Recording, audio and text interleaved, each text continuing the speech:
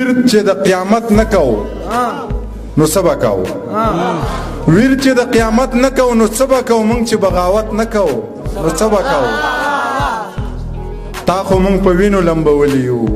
ستانه چې نفرت نه کو نو سبا کو تا خو مونږ په وینو لمبولی یو ستانه چې نفرت نه کو هسه که خیال څوک د معیار ساتي نو وبه ساتي هسه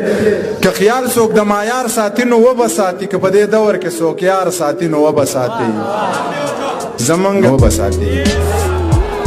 د انګورو کېږي رز د انګورو کېږي ذکر د هورو کېږي د ټوپک جنگ څه جنگ وي جنگ خو په تورو کېږي د ټوپک جنگ څه جنگ وي جنگ د ده لکه زما به درنه ژبه پرېږي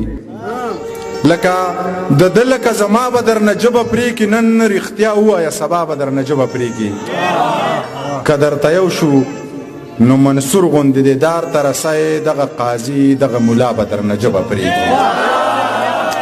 که درته یو شو نو منصور غوندې د دار ته رسی دغه قاضي دغه ملا به درنه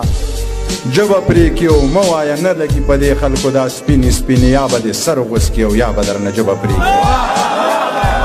مه وایه نه لګي په دې خلکو دا سپینې سپینې یا به دې سر غوڅ کړي او یا به درنه ژبه پرې کړي که دې د دې وخت په سرکار ګوته اوچته کړله نو د دې وخت دا باچا به درنه ژبه پرې کړي که دې د دې وخت په سرکار ګوته اوچته کړله نو د دې وخت دا باچا به درنه ژبه پرې کړي منیر ته وایه دا رښتیا دې په چا ښه نه لګي منیر ته وایه دا رښتیا به درنه ژبه پرې کړي منیر ته وایه دا رښتیا دې په چا ښه نه لګي منیر ته وایه دا رښتیا به درنه ژبه پرې کړي حجر اسود مې ښکل که د حسن حد مې ښکل که حجر اسود مې ښکل که د حسن حد مې ښکل که شنې روضې له لاړم و شین ګمبد مې ښکل که لاچي له ونګه لاړم غیر احرامه لاړم بغیر له لنګه لاړم چا ویل پیر شوې لاړې چا ویل کافر شوې لاړې چا ویل دروغ دې وي چا ویل رښتیا دې وي ما ویل خوب مې لیده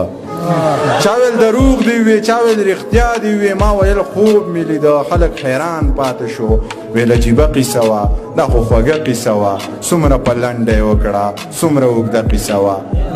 ویل عجیبه قیصه وه دا خو خوږه قیصه وه څومره په لنډه یې وکړه څومره اوږده قیصه وه بس زه راپاڅېدم هغه محفل مې ښکل که بس زه راپاڅېدم هغه محفل مې پرېښود روشان مې ځان سره ویل منیر که پیر نه دی خو منیر کافر هم نه دی لاچي لونګه خوښ مې نه شوې یغه نمرنګه خوښ مې نه شوې یاره بېننګه خوښ مې نه شوې او د تورو جنګه خوښ مې نه شوې د سترګو جنګه تا به ټول عمر پهلوان یو زورور ملا مې ډېر خوښ وي یو پهلوان یو زورور ملا مې ډېر خوښ وي د بجلیګر په شانې نر ملا مې ډېر چې د خانانو نوابانو هیڅ پروا نه لري